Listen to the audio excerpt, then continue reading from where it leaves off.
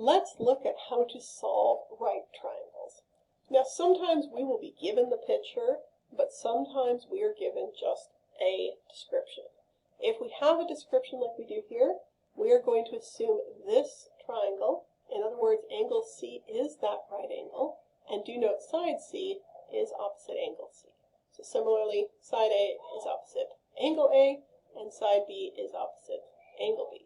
We're going to use capitals for the angles and lowercase for the sides. So if I don't have a picture, as I do here, I am going to start by drawing one. So here's angle A, which is 50 degrees, and here's side A, which is 10. So I'm going to have to find angle B and then both of the sides. Now, some things you can do in any order. I try to find the easiest thing if possible.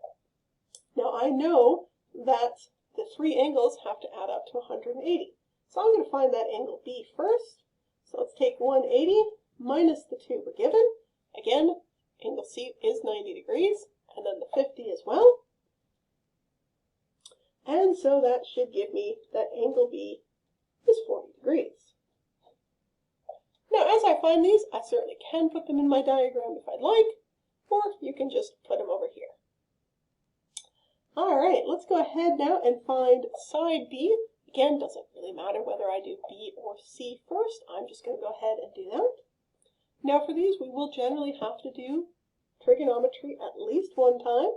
So here is my angle.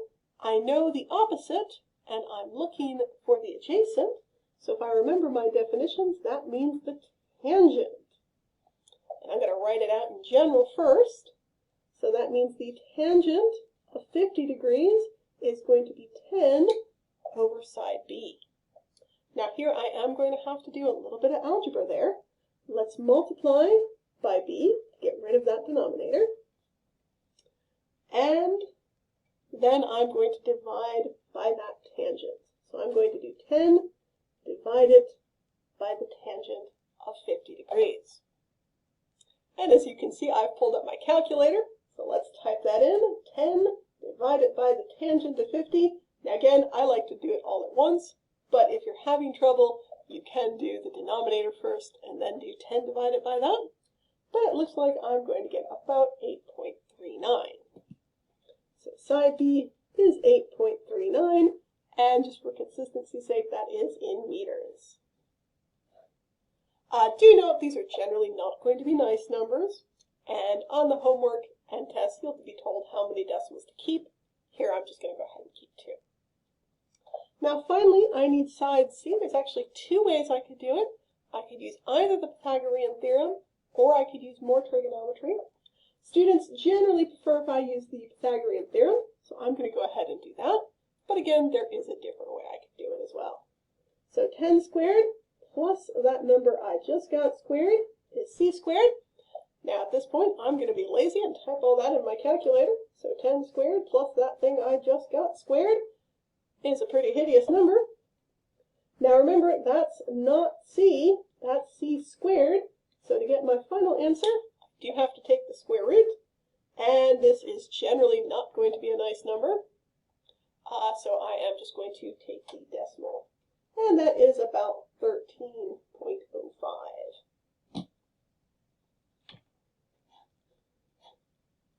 And that was everything I needed to find. All right, my first example, I was given an angle and its corresponding side. This time I've got an angle, but now I have a different side. So once again, I'm going to make a quick little picture to help me set up. Again, angle C is always the right angle. Here's angle A, which is 40 degrees. Here's angle B, which I don't know. Side B is opposite angle B, so here is side B. And again, I'm going to have to find sides A and C. But let's find angle B first. So again, I'm going to take 180 minus 90 minus the other angle I'm given, and it looks like angle B this time is 50 degrees. All right, so now I always work from the angle I'm given, but you certainly could go ahead and use the other one if you'd rather. So here I've got that, and I've got opposite and adjacent. So once again, here I am going to use the tangent. And again, I always write it out in general first, before I put in the actual numbers. So here I've got the tangent of 40 degrees. It's the A I don't know, and the B I do know. So I still have to do algebra like last time, but a little bit less algebra. So here I will just multiply by that 20, and that is my answer. And again, I'm just going to use my calculator to get that, because it's not going to be a nice number. And looks like I get out approximately 16.78.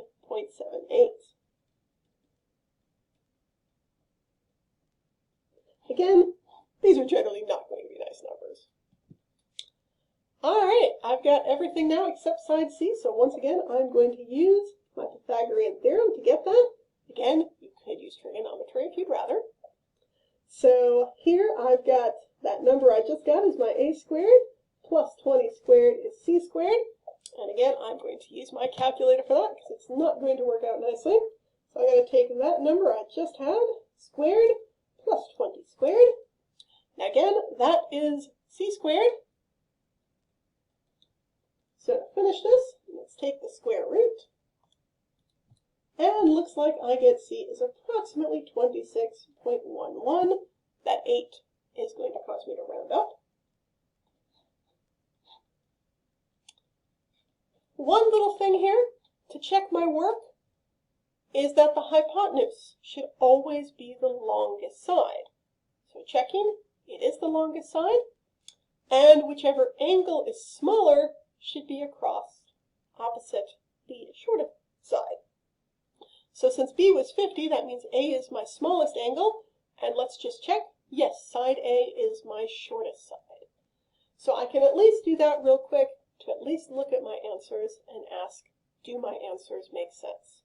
And as always, if they don't, that means I've made at least one mistake along the way.